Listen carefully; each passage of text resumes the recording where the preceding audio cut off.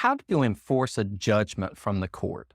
The court renders the judgment and then uses the executive branch authority to execute that judgment. The court, through its contempt power, might order that the parties pay over a certain amount to the court, or that a certain amount be deducted from the losing party's wages at their employer, from their employer's wages, and that it be paid directly to the court and then paid to the defendant.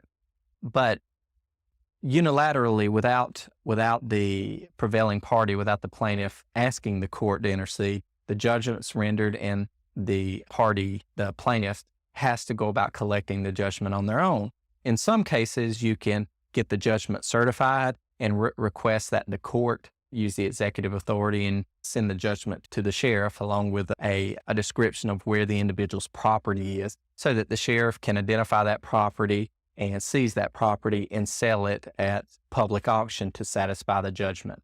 Other options may be for the party with the judgment to file that judgment as a lien on a person's property. And putting a lien on the person's property can have all kinds of repercussions with other liens or debts associated with the property. So then they could potentially foreclose on that property again the same way through a civil action to execute the judgment and to have it sold by generally the sheriff at public auction to satisfy the judgment. But bottom line, the ability to collect a judgment oftentimes is a long and drawn out process after the judgment is awarded.